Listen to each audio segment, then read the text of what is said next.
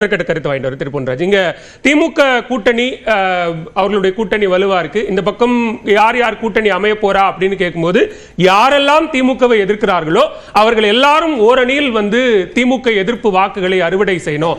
அப்பதான் இந்த வெற்றி சாத்தியப்படும். இதுல கொள்கைகளுக்கெல்லாம் இடமே இல்லை அப்படிங்கிறார். கொள்கைகள்லாம் இடமே இல்லை அப்படின்னா அது தமிழக மக்கள் அந்த அளவுக்கு படிப்பறிவு இல்லாதவர்கள் அல்ல.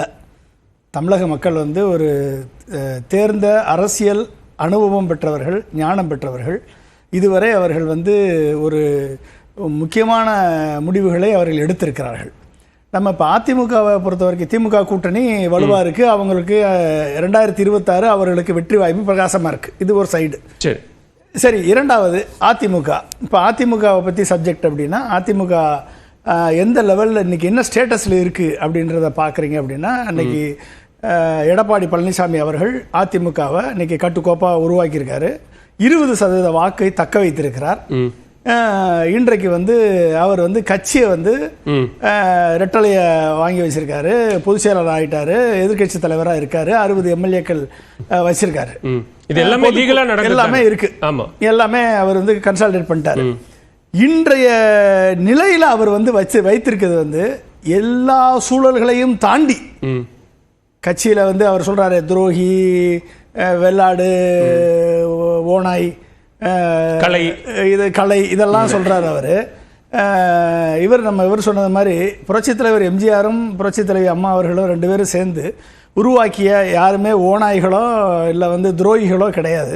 நீங்கள் அதே மாதிரி ஓபிஎஸும் சசிகலாவும் டிடிவி தினகரனுமே அதிமுகவுக்கு துரோகம் நினைக்கணும்னு நினைக்க மாட்டாங்க. அவர்களுக்கு அதிமுகவை அழிக்க வேண்டும் என்ற எண்ணம் அவர்களுக்கு வராது.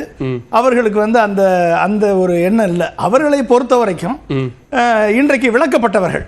அவர்கள் தானா பிரிஞ்சு போகல. எடப்பாடி பழனிசாமி அவர்களால் முத்திரை குத்தப்பட்டு விளக்கப்பட்டவர்கள். அப்ப இன்றைக்கு விளக்கப்பட்ட சொல்றது பூரா அவர்களை தானே இவர் குறிப்பிட்டு சொல்றாருன்ற மாதிரி பொருள்படுத்துறாங்க. ஏன்னா நீங்க அதிமுகவுக்கு கட்சிக்கு நீங்க உங்களை வளர்த்து விட்ட தலைவர்களையும் கட்சிக்குமே நீங்க துரோகம் செய்றீங்க அப்படின்னா நீங்க தான் துரோகிகள். இந்த சூழ்ச்சியை செஞ்சது நீங்க தான். பணத்துக்காகவும் பதவிக்காகவும் நீங்க தான் திரைமறைவு அரசியல் பேராசைகளை வளர்த்து கொண்டவர்கள். நீங்க கற்பனையில கட்டின ஓடமெல்லாம் இப்ப கால வெள்ளத்துல கரைஞ்சு போச்சு அப்படின்னு யார் அதை சொல்றாரு? இல்ல, பணத்துக்காகவும் பதவிக்காகவும் துரோகம் செஞ்சாங்கன்னா சசிகலா அவர்கள் தினகரனே சீஃப் மினிஸ்டர் ஆகிட்டு போயிருக்கலாம்ல. எதுக்கு எடப்பாடி பழனிசாமி சீஃப் மினிஸ்டர் ஆகினாங்க? ஏன் அன்னைக்கு செங்கோட்டையன் ஆக்கியிருக்கலாமே? ஏன் எடப்பாடி பழனிசாமி சீஃப் மினிஸ்டர் ஆகினாங்க? அப்போ சசிகலா அவர்கள் பணத்துக்காகவும் பதவிக்காகவும் எடப்பாடி பழனிசாமி சீஃப் மினிஸ்டர் ஆகினாங்க. ஓபிஎஸ் தர்மயுத்தம் நடத்தி கட்சியை பிரித்து எம்எல்ஏக்களை அமைச்சர்களை எங்கிட்ட இழுத்து 2 பேரும் ஒன்னா சேர்ந்து எடப்பாடி பழனிசாமி முதலமைச்சராக இருக்கட்டும் என்று சொல்லி பிரைம் மினிஸ்டர் சொன்னதை கேட்டு நான் துணை மினிஸ்டராக இருக்க ஒத்துக்கிட்டேன். இல்லைன்னா எனக்கு துணை மினிஸ்டர் பதவி தேவையில்லை, நான் எதிர்கட்சி தலைவராகவே நான் கட்சியை மட்டும் பார்த்துக்கிறேன்னு தான் சொல்லி தான் அவர் வந்தார். அப்போ பதவிக்கும் பணத்திற்கும் இவர்கள் எல்லாம் உங்களுக்கு அகைன்ஸ்டாக இருக்காங்கன்னு சொல்லுவது அது தவறான முன்னுதாரணம். எந்த இடத்துல, அதாவது நீங்க இப்படி பார்க்கணும். ஒன்று, அதிமுக தொண்டர்கள் எப்படி அதிமுகவை பார்க்கிறார்கள், பொதுமக்கள் எப்படி அதிமுகவை பார்க்கிறாங்க, இது அதிமுகவுடைய தலைவர்கள், இன்னைக்கு இருக்கக்கூடிய தலைவர்கள் அதிமுக எப்படி பார்க்குறாங்க. இப்படி இந்த 3 பெர்ஸ்பெக்டிவ்ல நீங்க பார்த்தா தான் இந்த அதிமுகவுடைய கரண்ட் நிலவரம் உங்களுக்கு தெரியும். இந்த 3 பெர்ஸ்பெக்டிவ் தான் பொன்வில்சன் 2 தான் அப்படிங்கிறார். ஒன்னு, அதிமுக தொண்டர்கள் முதற்கொண்டு நிர்வாகிகள் முதற்கொண்டு செயற்குழு பொதுக்குழுன்னு எல்லாமே தலைமைக்கு கட்டுப்பட்டதா இருக்கு. ஒன்னு, நீங்க சொல்ற மாதிரி பொதுமக்கள் அதிமுகவை எப்படி பார்க்கறாங்க 2, அந்த 2 பெர்ஸ்பெக்டிவ் தான் அப்படிங்கிறார். இல்ல, இந்த அதிமுக தலைவர்களுமே எப்படி பார்க்கறாங்கன்ற இன்னைக்கு இன்னொரு டைமென்ஷன் இல்ல, அதுதான் இல்லங்கிறார். அப்படி ஒரு பிளவோ பிரிவோ அங்க உள்ளுக்குள்ள பார்வை இல்லங்கிறார். பிளவு பிரிவு இல்ல, ஆனா வேற பெர்ஸ்பெக்டிவ் வேற இருக்கு. சரி, அதுக்கு ஒரு பிஹைண்டா ஒரு இருக்கு. இப்ப செங்கோட்டையன் பேசுறாரு அப்படின்னா அவர் தானா பேசுறாரா, இல்ல பிஜேபியினுடைய தூண்டுதல்ல பேசுறாரா, இல்ல அதிமுகவை ஒன்றிணைக்க வேண்டும் என்று பேசுறாரா அப்படின்ற ஒரு பெர்ஸ்பெக்டிவ் ஒன்று வருது இல்ல. சரி, அப்ப அந்த பெர்ஸ்பெக்டிவ் நம்ம புறந்தள்ள முடியாதுல்ல. அப்ப நீங்க தொண்டர்களை பொறுத்த வரைக்கும் நீங்க சொல்லுங்க, இன்றைக்கு அதிமுகவில் 20% தொண்டர்கள் இன்றைக்கு எந்த சூழல்லையும் அதிமுக விட்டு போகாத தொண்டர்கள் இன்றைக்கு அதிமுகவில் இருப்பாங்க. ரெட்டலையே போனாலும் சரி, இந்த 20% எந்த சின்னம் வந்தாலும் அதிமுகவுக்கு தான் ஓட்டு போடுவாங்க. இதுல மாற்றமே கிடையாது. ரெட்டலையே போனாலும் சரி, ஆனா 20% வாக்குகள் அதிமுகவுக்கு கிடைக்கும். ஏன்னா இத்தோடிப்பட்ட சூழல்ல பிஜேபிக்கு போன ஒரு கூட்டம் தனி, மற்ற கட்சிகளுக்கு போன ஒரு கூட்டம் தனியை தாண்டி இன்னைக்கு அதிமுகவுக்கு 20% வாக்கு வங்கி தெளிவா இருக்கு. இதுக்கு வந்து எடப்பாடியா இருந்தாலும் சரி, இல்ல ஜெயக்குமார் தலைமையேற்றாலும் சரி, இல்ல CV சண்முகம் தலைமையேற்றாலும் சரி, இல்ல முனுசாமி தலைமையேற்றாலும் சரி, இல்ல சைததுரைசாமி தலைமையேற்றாலும் சரி, இல்ல செங்கோட்டையன் தலைமையேற்றாலும் சரி, யார் வந்தாலும் சரி அந்த 20% வாக்கு கண்டிப்பா ஏடிஎம்கே கிடைக்கும்.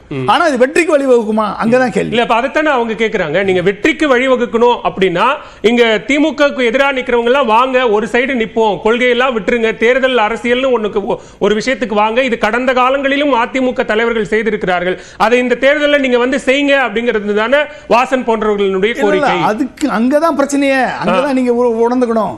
ஏடிஎம்கே தொண்டர்கள் பிஜேபியுடன் போவதை விரும்பவில்லை என்பதை விக்கிரவாண்டி தேர்தலும் ஈரோடு கிழக்கும் நிரூபிச்சிருக்கு. ஏன்னா ஏடிஎம்கே நிக்காத பொழுது பிஜேபிக்கு அந்த ஓட்டு போல. யாருக்கு போச்சு? அந்த ஓட்டு திமுகவுக்கு தான் போச்சு. அப்ப ஏடிஎம்கே தொண்டர்கள் நாங்க வந்து இப்ப இருக்கக்கூடிய தொண்டர்கள் நீங்க பிஜேபியோட சேர்ந்தா கண்டிப்பா பிஜேபிக்கு ஓட்டு போட மாட்டாங்க. ஆல்ரெடி போட வேண்டிய ஓட்டெல்லாம் தனியா போயிருச்சு, பிஜேபிக்கு போயிருச்சு. அது 24% அது கரைஞ்சு போச்சு. இப்ப இருக்கக்கூடிய தொண்டர்கள் நீங்க பிஜேபியோட சேர்ந்தீங்கன்னா இந்த 20% ஏடிஎம்கே கிடைக்காது.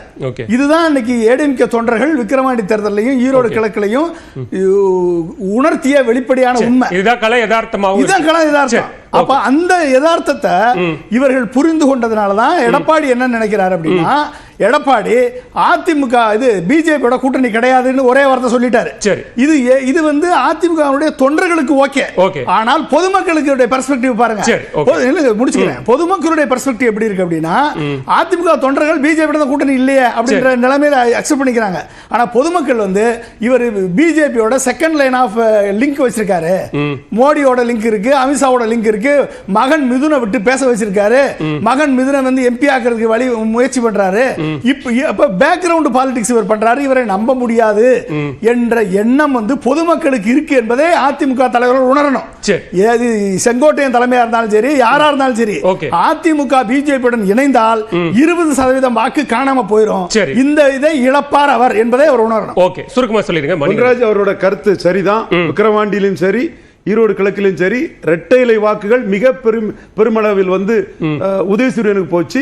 அதற்கு லோக்கல்ல பல போலரைசேஷன் சமுதாய காரணங்கள் இருக்குங்கிறத மட்டும் நான் வேறுபடுறேன். சரி, ஓகே, பேசலாம். திரு மணிகண்டன், இங்க எம்ஜிஆரையும் ஜெயலலிதாவையும் புறக்கணித்தவர்களுக்கு தக்க பாடம் கற்பிப்போம். 2026 தேர்தலில் மக்களும் பாடம் புகட்டுவார்கள். அதிமுகவை ஒருங்கிணைத்து சரியான முறையில் வழிநடத்தல அப்படின்னா அது அதிமுகவுக்கு மூடு விழா நடத்துவதற்கு சமம் அப்படிங்கிற விமர்சனங்களை எப்படி பார்க்கிறீங்க?